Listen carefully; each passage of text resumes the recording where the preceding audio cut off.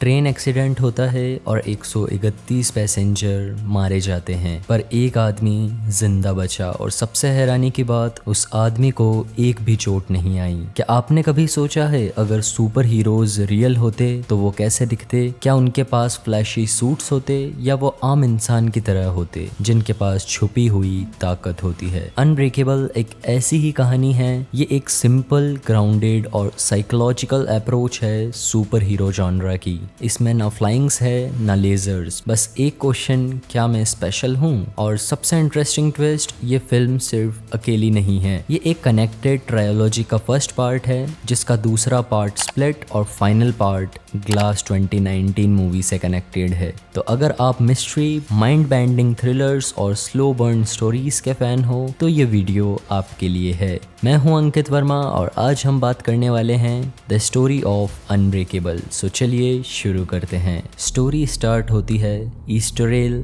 177 train crash से, एक terrifying accident जिसमें 131 लोगों की डेथ हो जाती है। इमरजेंसी रिस्पॉन्डर्स सब साइट पर पहुंचते हैं तो सब कुछ बर्बाद होता है, लेकिन फिर एक मिरेकल होता है। एक आदमी बिना किसी चोट के जिंदा बच जाता है। उसका नाम है डेविड डन। डॉक्टर शॉक्ड हैं, वो उसका फुल्ली बॉडी स्कैन करते हैं लेकिन उसके ऊपर एक भी स्क्रैच नहीं है। वो एक कंप्लीट मेडिकल मिस्ट्री है। डेविड एक सिंपल सिक्योरिटी गार्ड है, स्टेडियम में काम करता है लेकिन इमोशनली डिस्कनेक्टेड रहता है। अपनी वाइफ ऑड्री के साथ उसका रिलेशनशिप कोल्ड है। दोनों एक दूसरे से अलग हो गए हैं इमोशनली, लेकिन सेपरेशन ऑफिशियली नहीं हुई। सिर्फ उनका बेटा जोसेफ है जिससे डेविड डीपली कनेक्टेड फील करता है। एक दिन डेविड को एक स्ट्रेंज अनोनिमस नोट मिलता है। How many days in your life you have been sick? इस सिंपल क्वेश्चन ने डेविड के अंदर एक आग लगा दी, क्योंकि उसका जवाब था कभी नहीं। अब एंटर होता है कहानी का दूसरा important character, Eliza Price. Eliza एक यूनिक आदमी है। उसका बचपन पेन और फ्रैक्चर से भरा होता है।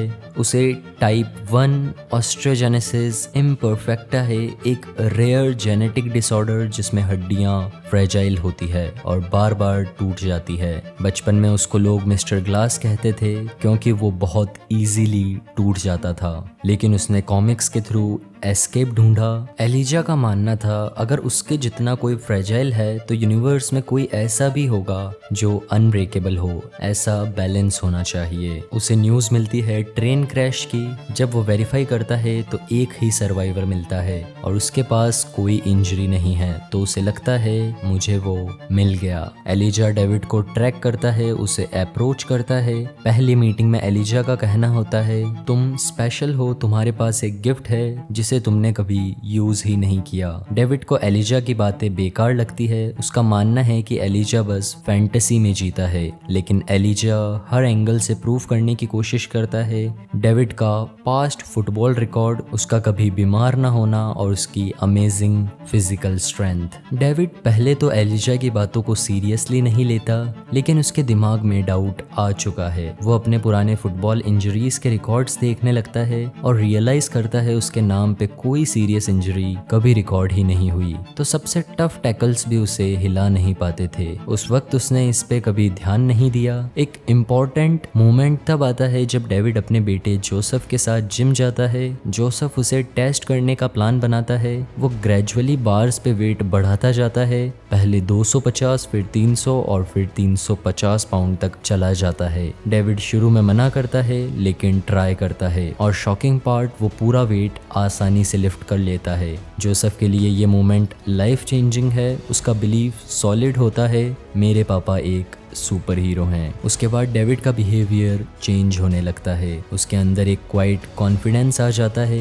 लेकिन वो अभी भी कंफ्यूज्ड है। अगर वो स्पेशल है तो उसका पर्पस क्या है? फिर उसके अंदर डेवलप होती है एक और यूनिक एबिलिटी, इंट्यूटिव सेंसिंग। जब भी वो लोगों को छूता है उसे उनके पास्ट के एक्शंस के ग्लिम्सम दिखने लगते हैं। एक मॉल में वो क्राउड के बीच में खड़ा होता है और हर किसी को टच करके स्कैन करता है। एक थीफ जो अभी अभी किसी का वॉलेट चुरा कर भाग रहा था, एक अब्यूसिव मैन जिसने अपनी गर्लफ्रेंड पे हाथ उठाया, और फिर एक बंदा जिसे छूते ही डेविड को हॉरिफाइंग फ्लैश दिखता है। एक ऑरेंज जंपसूट पहनकर जेनिएटर जो किसी फैमिली को किडनैप करता है। डेविड डिसाइड करता है अब टाइम आ गया है अपने गिफ्ट को यूज करने का। डेविड उस आदमी के विजन को सीरियसली ले लेता है। वो उस क्लूज को फॉलो करता है, जगह आइडेंटिफाई करता है, रूट देखता है और फाइनली एक हाउस तक पहुंचता है जहां सब कुछ सस्पिशियस लगता है। वो बिना किसी वेपन के, बिना किसी ट्रेनिंग के, सिर्फ अपने इंस्टीट्यूशन और स्ट्रेंथ के भरोसे उस घर में घुस जाता है। घर एकदम क्वाइट है, अंधेरा, डोर्स हाफ ओपन। पता चलता है एक फैमिली को होस्टेज बनाया गया है। वो क्वाइटली हर रूम चेक करता है। एक बेडरूम में एक डेड बॉडी दिखती है, दूसरा मेंबर अनकॉन्शियस है और बाथरूम में एक औरत बंधी हुई है। जैसे ही डेविड उसे रिलीज करता है, उसके पीछे से अटैक होता है। जेनिएटर उसके ऊपर गिरता है, दोनों फाइट करते हैं। डेविड को चोक किया जा रहा है, वो ऑलमोस्ट हार जाता है, लेकिन एक लास्ट पुश के साथ वो जेनिएटर को बालकनी से रेल पर फेंक देता है। हेरोइक मूवमेंट, वो बचा लेता है उस वुमेन को। पुलिस आती है, मीडिया भी, लेकिन डेविड क्वाइटली वहां से चला जाता है। किसी को पता नहीं कि कौन था वो mystery saviour. Next morning David breakfast table पर बैठा होता है। जोसेफ के हाथ में एक न्यूज़पेपर होता है और उस हेडलाइन में लिखा था, मास्क पहने विजिलेंटी ने एक होस्टेज फैमिली को बचाया। जोसेफ अपने पापा की तरफ देखता है। डेविड उसे आंखों से इशारा करता है, yes it was me. Joseph emotional हो जाता है, उसकी आंखों में आंसू होते हैं, लेकिन वो प्राउड फील करता है। फाइनली डेविड को अपना पर्पस मिल गया था। अब तक डेविड ने एक्सेप्ट कर लिया है, उसके पास यूनिक गिफ्ट है, लेकिन अब बारी है एलिजिया प्राइस के कैरेक्टर को समझने की, क्योंकि उसका रोल एक एडमायर से कहीं ज्यादा डीप है। डेविड उसे मिलने जाता है। उसकी आर्ट गैलरी लिमिटेड एडिशन में एग्जीबिशन हो रही होती है, जहां एलिजा प्राउडली अपनी आर्टवर्क दिखाता है जो सुपर ह्यूमंस थीम पे बेस्ड होते हैं। दोनों साइलेंटली एक दूसरे को देखते हैं। डेविड आगे बढ़कर एलिजा से हाथ मिलाता है और तब होता है सबसे बड़ा ट्विस्ट। जैसे ही डेविड उसे टच करता है, उसे हॉरिफाइंग फ्लैशबैक दिखते हैं। एक होटल फायर जिसमें डजन्स ऑफ लोग मारे गए, एक प्लेन क्रैश जिसने न्यूज़ में देश को हिला दिया था, और सबसे बड़ा वो ट्रेन क्रैश जिसमें डेविड जिंदा बचा था। हर डिजास्टर के सीन में एक कॉमन फिगर मौजूद था, एलिजा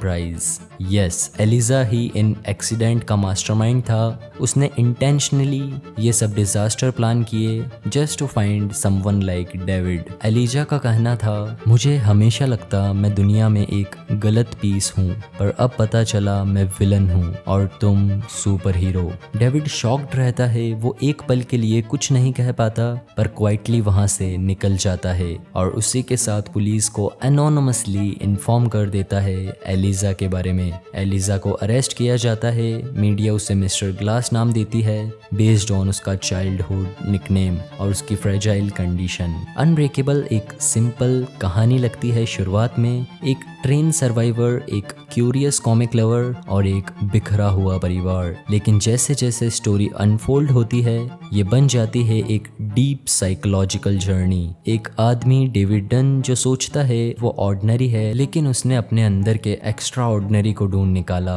और दूसरी तरफ एलिजा प्राइस जिसे लगता था वो दुनिया के लिए एक बर्डन है, लेकिन उसने अपने दर्द को मीनिंग दिया विलन बन के।